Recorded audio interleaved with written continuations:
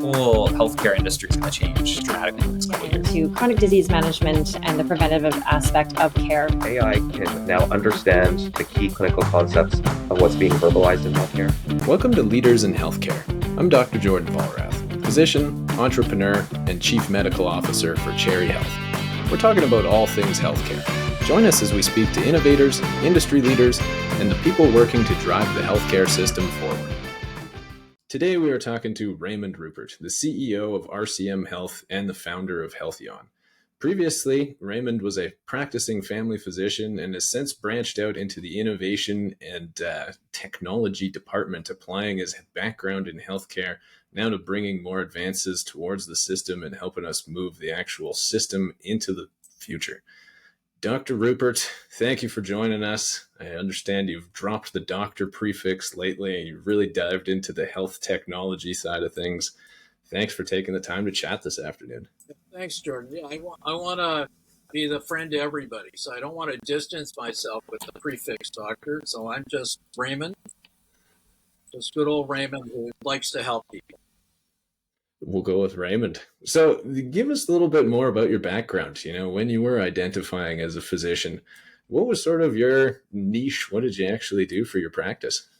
Yeah, so I was your general purpose general practitioner, everything. Otitis media right up to stitches and everything, including deliveries. But I eventually went off to business school and got an MBA at the Rotman School. And after you get an MBA, you think you know something about business. So I started one. And I started RCM Health 30 years ago. And I chose to focus on complexity, sort of helping the most complex patients. Because our healthcare system is siloed, here's cardiology, here's neurology, etc.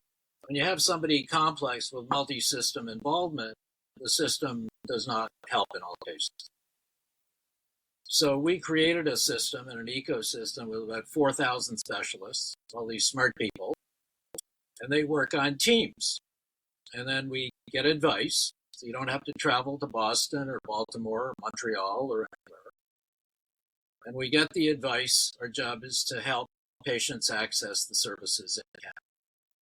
Okay, so that's kind of what we've done for 30 years. And we like helping patients. And you guys were one of the pioneers in terms of virtual care and telehealth. What was that like, being one of the first people to start adopting the phone and the internet and applying it towards healthcare? Yeah, well, we used to have a dial-up modem. You probably weren't even born then. So, I get PTSD flashbacks listening to my mom yell at me because the modem was jammed up, me playing video games, and she couldn't take calls. We've had 30 years using virtual care. So we have one of our medical case managers lives and works in Provence. Got staff in Montreal, Vancouver. So we're all over the place. And we can service folks in rural Newfoundland or northern BC. So we can take care of people everywhere. I'm not taking anyone's blood pressure because they already got, 5 or 10 doctors. So we are using sort of research and the knowledge of our ecosystem and specialists to help. And so what was that first problem that you solved, I guess? How did you actually go about connecting patients with the available services in Canada? How did you actually untangle that mess? Well, the first case I ever did was actually my daughter. So Farah was 18 months old, and she was in sick kids with sepsis, and she was dying, essentially. And so all the docs there were scratching their head, and no one knew what to do. So this is a long time ago. So anyways, there was a new machine in town called the ultrasound machine. So I called the doc at Mount Sinai, who had one, and said, would you mind doing an abdominal ultrasound on my daughter? So they wheeled her over from sick kids to Mount Sinai. They did the ultrasound, and he called me to say she's got a ruptured appendix. So it was only because I became, an advocate and challenged the state of ignorance in her case And I learned that everyone needs an advocate. And so 30 years later, we're doing that every day. How big has RCM grown to over those decades? Well, we're a tight shop. We've got about 30 employees, 4,000 specialists, and about 3,000 suppliers. So it's an ecosystem designed No doubt. as complexity.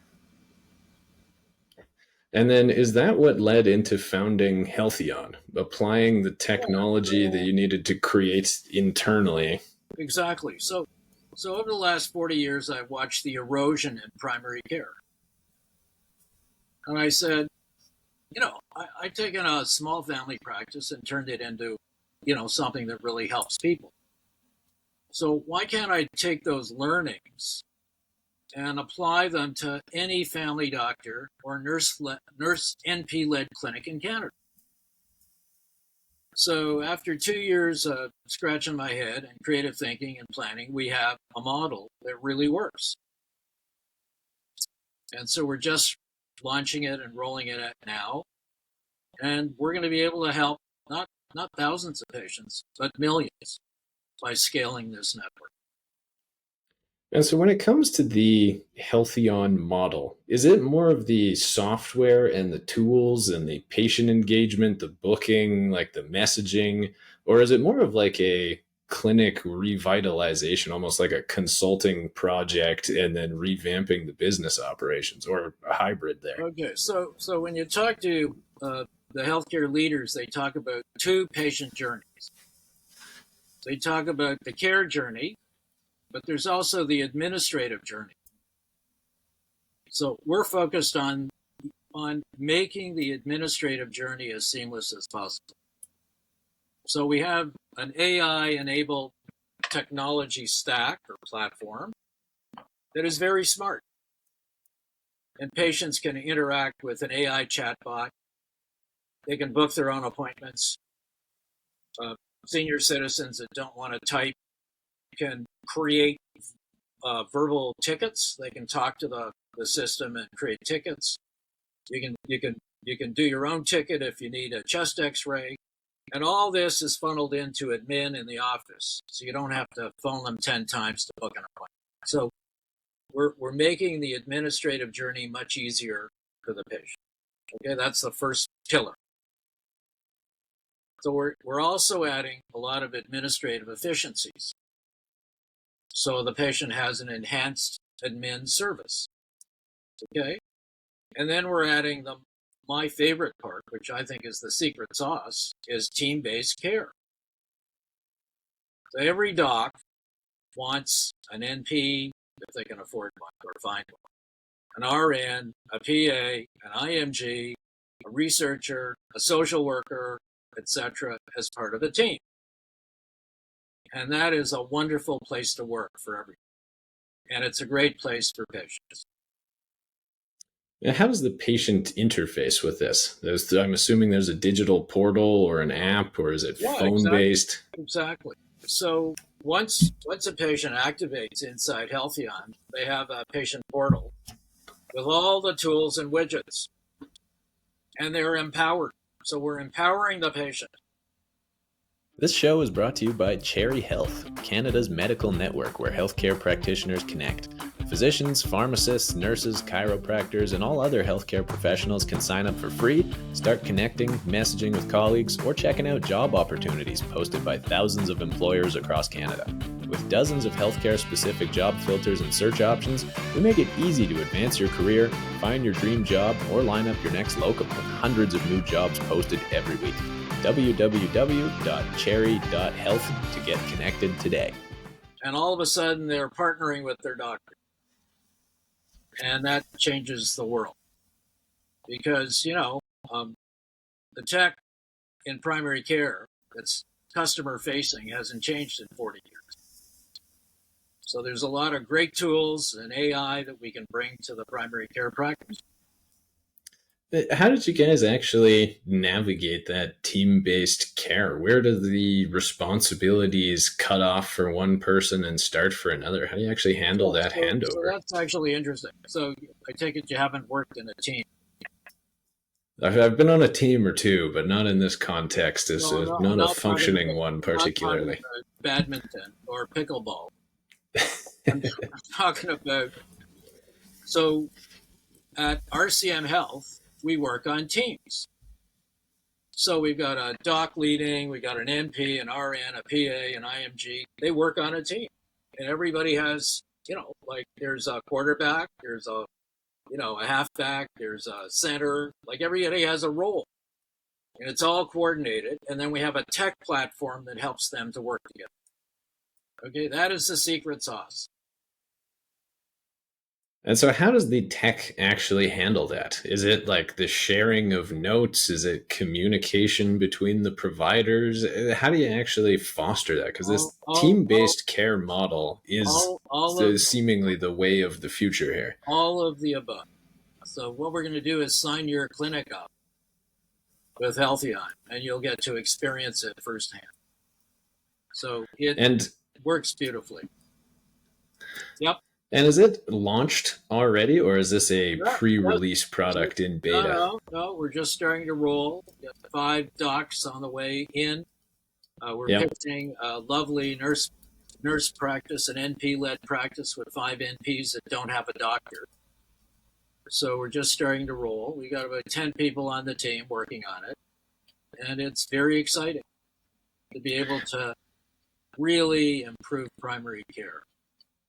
And so walk me through the patient journey. Let's say they come in for routine family practice type stuff. There's no crazy specialty required yet. How do they actually interact with the platform? Well, say you want an appointment. If you enrolled in Healtheon as a patient, you get access to a calendar. Yep. Okay, so you say, oh, well, I'd like to come in on Wednesday morning at 9:30. It's open. So you book your own appointment. And then you want to sort of advise the nurses or the doctors that you need a renewal on some meds and you need a chest x-ray. So you create a ticket, and the ticket goes to the office, and now they know what Dr. Jordan needs when he comes into the office. Okay, so there's communication. Then if you want to know what the hours are at the clinic, you talk to the chatbot that knows everything about the practice. So now you've confirmed this and that. You've got a ability to create a ticket, to create your own appointment, to show up, and it's all there in the administrative system provided by Healtheon. And so the digital patient appointment bookings totally makes sense. When you get to the next side of things, like the requesting labs and imaging, how do you handle that side then in terms of who's ordering it, who's responsible for the review and the results? Well, you've got a doc. Hopefully you've got an NP. You like NPs. You've got a physician assistant. You may have a clinical assistant as an IMG. So various people team. A PA can prepare the rec, but the doc or the NP has to sign it. So all of that is orchestrated. Gotcha. Okay. So you get like a brief synopsis of everything that's been going on, perhaps request a patient visit before sending out the x-ray. Perhaps you say, get the x-ray and then we'll have the visit, but streamlining everything. That's right. You can even have a virtual consult if that's, something in the scope of services of the clinic, etc. Sure.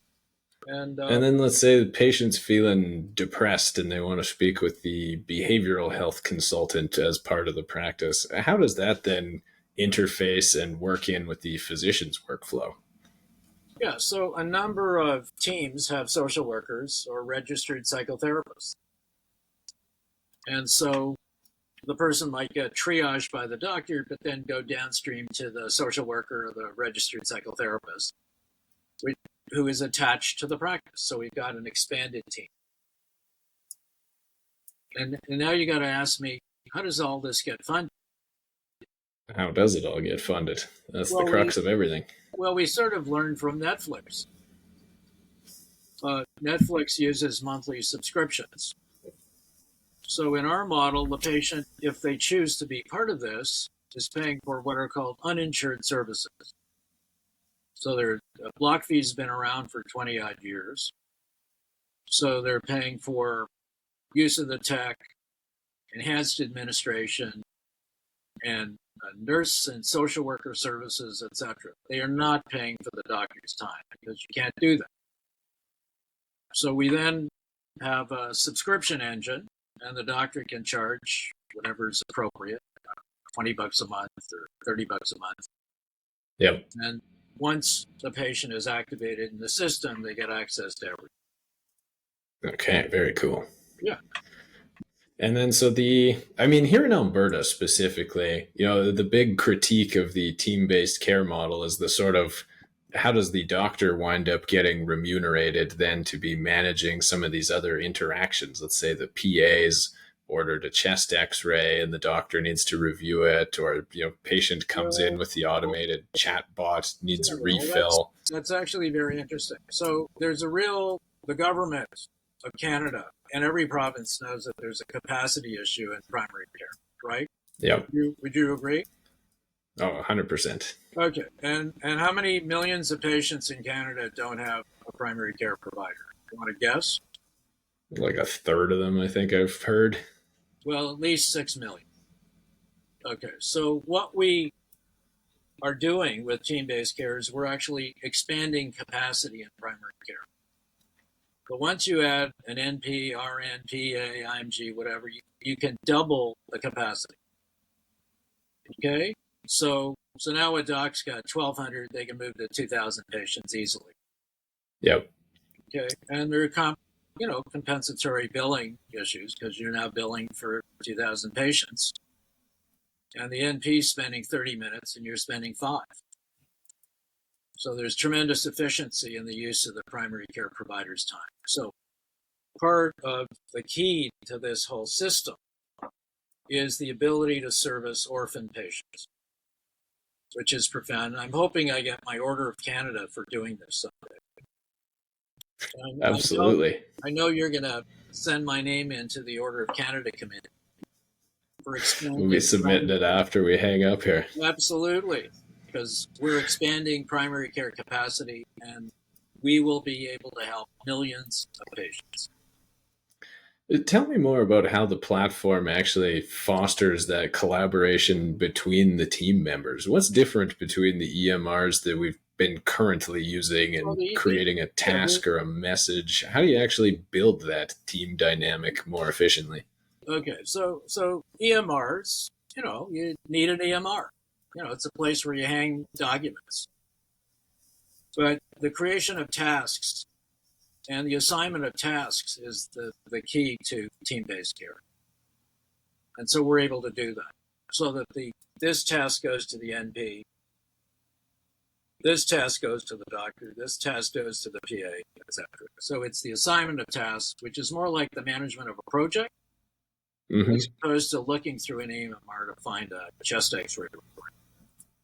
Gotcha. So it's more the structure of how the software is actually organizing around the patient unit then. It's more of a project management tool as opposed to like a document storage solution. If you want to sound really learned in this field, we talk about a patient-centric approach.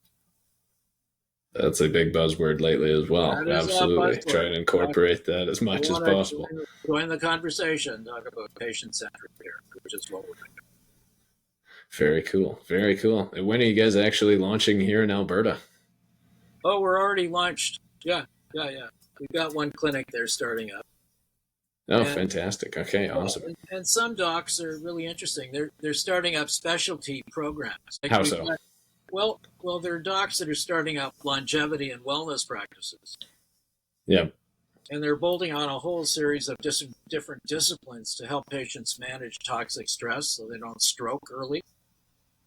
They might talk to the holistic nutritionist. They might talk to a fitness person. They might get their metabolic testing done.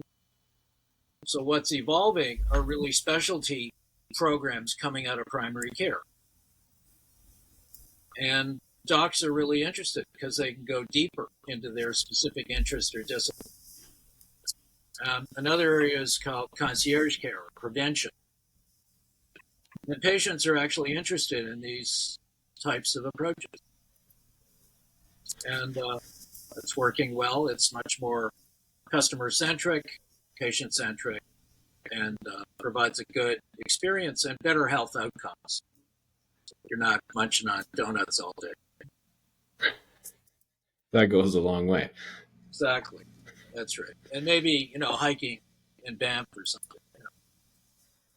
And so, how has this system evolved over the decades that you've been involved in healthcare? Are we looking at the same problems today that we were looking at 50 years ago? Or what was it that sort of created the impetus of diving into the solutions side of systems level problems for you? Yeah, so when we talk to docs, very bright, motivated individuals who are burning out. They're not happy with the administrative burden. Their office overheads are expanding exponentially. Some of them are having to reduce their income to fund the operating expenses. So docs really are not paid adequately for their responsibility. So that's only part of it. But then we started looking at patient outcomes. If you have to wait 3 weeks because you've got an abdominal pain because you got a pancreatic cancer, it's not really a good thing. No, of course not. So we've noticed, not documented, but noticed that there's been some erosion of service levels. So that was the impetus. And if I'm going to get my order of Canada, I've got to fix it. Absolutely. Well, and was access to care the same amount of a challenge for patients back then as it is now? Was it different meaningfully in your eyes, or same boat? It seemed to work. The docs were workhorses. There's a new culture now with the next generation. So the docs were workhorses, and they just kept plodding along. But when you look at how healthcare sort of started in Ontario, like way back in the 30s, the way that healthcare operated was that a group of farmers got together, and the group of farmers and their families hired the docs. And it was almost like a little cooperative or collective. Yeah. Where the patients were partnering with the doctors, and it was a very tight relationship. And we're hoping to reintroduce that idea of a collective to the practice. Everybody in the practice is part of a collective. And hopefully they see if they contribute to it, it gets better for everybody. And that's important. Well, the more we can work together, distribute those patient care duties more efficiently, the better. Absolutely. And when we roll it into your practice, you're going to be very happy. I can't wait. Absolutely. We're signing you. And so patient care access has changed over the years, perhaps for the worse. What about the admin burden side of things? You've been around for the transition to things being digital. Yeah. Have things improved from that perspective, from paper charts, or is it still a bigger problem than ever? Yeah, the administrative burden for docs has increased. Unpaid administrative burden. So that's not really good. What you want with team-based care is being able to move some of those documents, some of that administrative load off to the team. And the doc can review a document in 30 seconds and sign. But they're not spending 1 or 2 hours a day on administrivia. And it's working better. Just dealing with unpaid tasks in the EMR, results in the inbox, reviewing imaging. You got it. That's right. And how do you see that ideally getting delegated now then? Well, you can't. You don't have a team.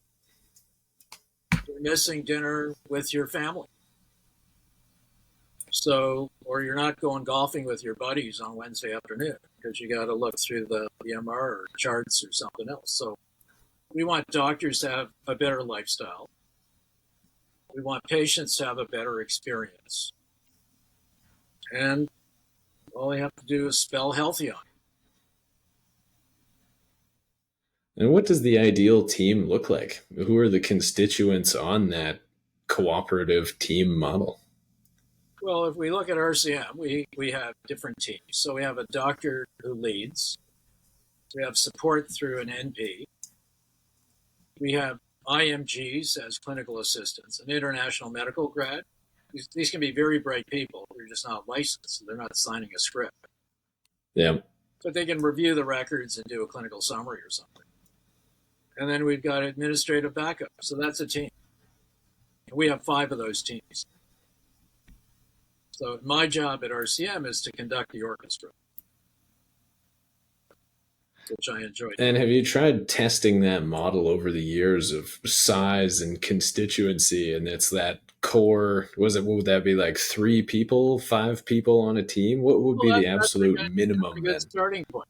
Yeah, let's assume there's 3 to 5 supporting the doc. Yeah. But then as you get better at this, you can expand the team to include a social worker.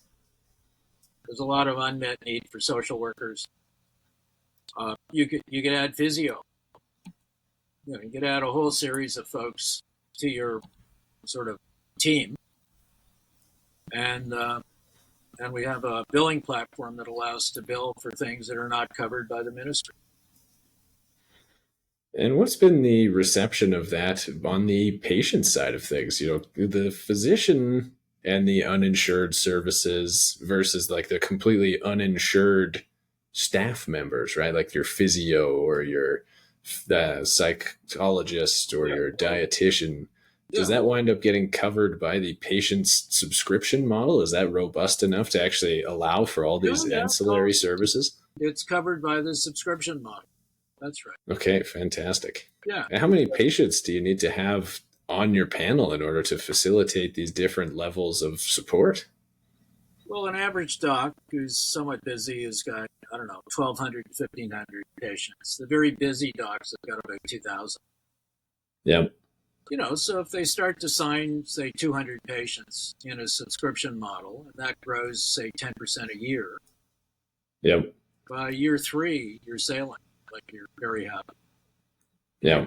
You've got the revenue. So today I spoke to a nurse practitioner-led clinic.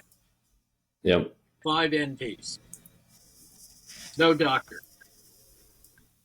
So their budget's covered by the ministry. And so they have 2 buckets. One is called operations, that bucket, and then they have salaries. The operations budget hasn't increased in 14 years. So the NPs are having to take their salary and apply it to the operations of the clinic. I think that's fair. I don't know. It's like how it works in medicine. Is that fair? It's a good question. Well, all they have to do is put Healtheon in place and give patients the option of becoming a partner. Yeah. Running a practice as a collective. And everybody helps. That's the philosophy. Has there been any pushback from the patient side of things on running the model this way? Well, it's optional. Like the patient doesn't have to opt in. Gotcha. Okay. Yeah, they can opt in or not opt in.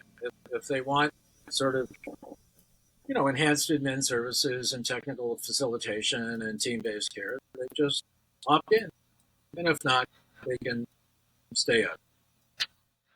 And then is there any financial downside to implementing AI and tech into your practice from this angle? Like, does it wind up saving the clinic money overall?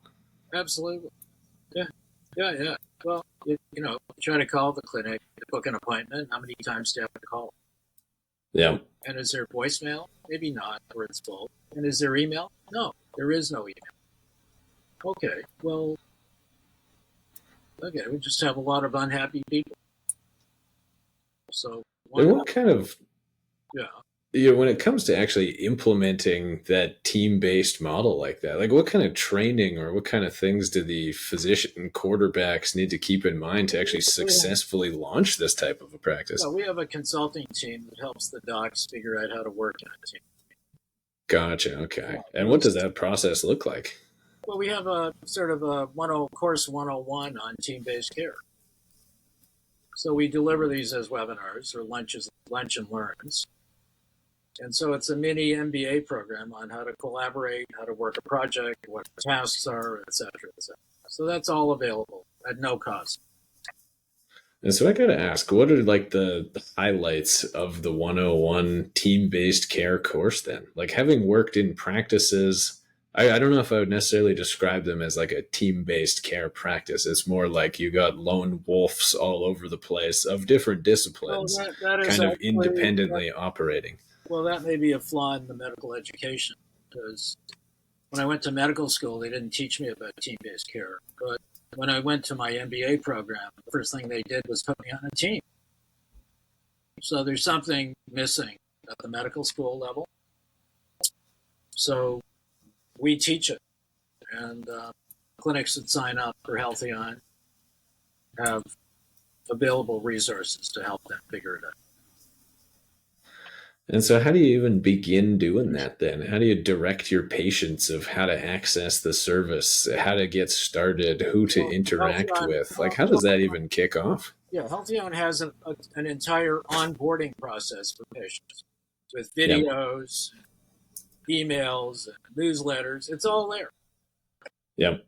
All the clinic has to say is, we'd like to talk to Healtheon, and it's all there. And then what about for the smaller teams? Let's say you're just getting started. You want to start growing your practice. How do you get going with, let's say, 2 providers, easing into that team-based care model as opposed to the full revamp? Yeah, they don't have to go, and hire, all kinds of folks. They can start with a part-time nurse or a part-time PA or a part-time NP, because they'll have a budget for it from subscriptions. So it isn't like you're going to, go to the bank, take out a loan, and hire 5 people. It's not going to happen. Yeah, completely page 1 rewrite for the whole clinic. Yeah, so the idea here is to start incrementally. You get a part-time RN. All of a sudden, that seems to work. And then you hire a part-time or full-time PA. Yeah. And off it goes. And when it comes to working with the PAs or the RNs or having an IMG, what have you found in your experience, are the different nuances between these specialties and how to most effectively use them within that team-based care model? Well, they all have their scope of services, and their competencies. So you as the leader of the team have to figure out who's good at what. Who's got certain language skills, who's more empathetic, and you have to be able to manage their level of competence. So. And does it depend more, as you build your team on the patient demographics? Is it more of like the special interests of the physician quarterback in terms of assembling the team? What are the things to consider before you even get going?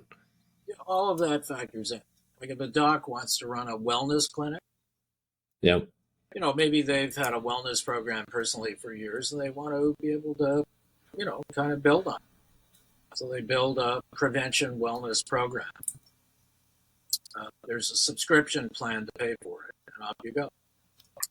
The other thing we're going to be putting into Healtheon is the ability to get a virtual specialist consultation done within, say, 2 weeks. Very cool. How does that operate?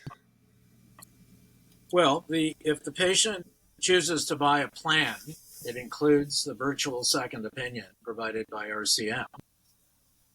And if they have some medical condition, heart attack, stroke, or cancer or something, then we work with the primary care provider to get the data. And we've got 4,000 specialists that provide a virtual consult within 2 weeks. Hopefully, if people are interested, they'll dial into healtheon.ca. And Healtheon is spelled healtheon.ca. We got lots of nice people to respond, and we'd be happy to sign up primary care or NP-led clinics anywhere in Canada. Amazing. Well, Raymond, thank you so much for taking the time this afternoon. Appreciate you sharing your insights in terms of the system and sort of how to bring that experience and wisdom to the technology field. And looking forward to seeing Healthy out in the wild. Thank you very much, Joe. Appreciate it.